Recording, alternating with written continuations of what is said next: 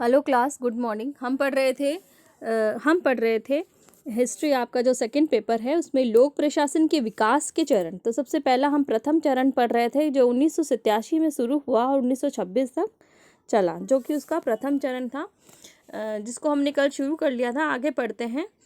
तो उसमें जो द्वितीय चरण है उसके बारे में शुरू करते हैं अपन। द्वितीय चरण, तो जो द्वितीय चरण था उसमें लोक प्रशासन के इतिहास में द्वितीय चरण का प्रारंभ हम W.F. विलोबी यानी W.F. विलोबी की पुस्तक लोक प्रशासन के सिद्धांत प्रिंसिपल्स ऑफ पब्लिक एडमिनिस्ट्रेशन से मान सकते हैं कि विलोबी ने यह प्रतिपादित की कि लोक प्रशासन में अनेक सिद्धांत हैं और जिनको क्रियान्वित करने में लोक प्रशासन को सुधारा जा सकता है। वास्तव में यह कहने में कोई अतिशयोक्ति नहीं होगी कि व्हाइट और विलोबी ने दोनों प्रवर्तक ग्रंथों ने लोक प्रशासन संबंधी पाठ्य पुस्तकों के प्रणयन और उसे अध्ययन की पद्धति का निर्धारण किया।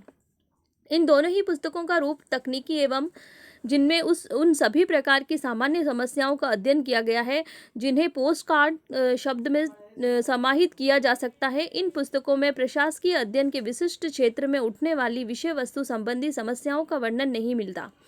ये दोनों ही प्रवर्तक ग्रंथ इस मान्यता पर आधारित है कि लोक प्रशासन को राजनीति से पृथक और स्वतंत्र होना चाहिए तथा इसके सिद्धांतों को मोटे तौर पर सहज ही पहचाना और परिभाषित किया जा सकता है। जैसे कि हमने प्रथम चरण में पढ़ा था कि भाई लोक प्रशासन को और राजनीति को अलग अलग विषय के रूप में माना गया और लोक प्रशासन को एक नई पहचान मिली, उसको एक नया विषय के रूप में उसको प्रस्तुत किया गया और नए विषय के रूप में वो आगे विकसित होता गया।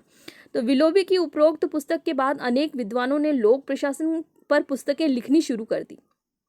तो द्वितीय चरण के बारे में हम पढ़ रहे थे, उसमें जिनमें कुछ उल्लेखनीय नाम हैं जिन्होंने मतलब आगे बढ़ाया और फिर विलोबी के बाद में और बहुत सारे ऐसे लेखक हुए जिन्होंने लोक प्रशासन पे पुस्तक लिखनी शुरू कर दी, जिसमें मेरी पार्कर फॉलेट, हेनरी फेओल, मुने राइली आदि।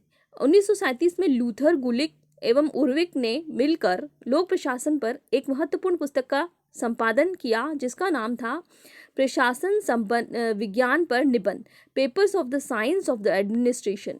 तो द्वितीय चरण के इन सभी विद्वानों की यह मान्यता रही कि प्रशासन में सिद्धांत होने के कारण यह एक विज्ञान है और इसलिए उसके आगे लोक शब्द लगाना उचित नहीं है और सिद्धांत तो सभी जगह लागू होते हैं, चाहे वह लोक क्षेत्र हो या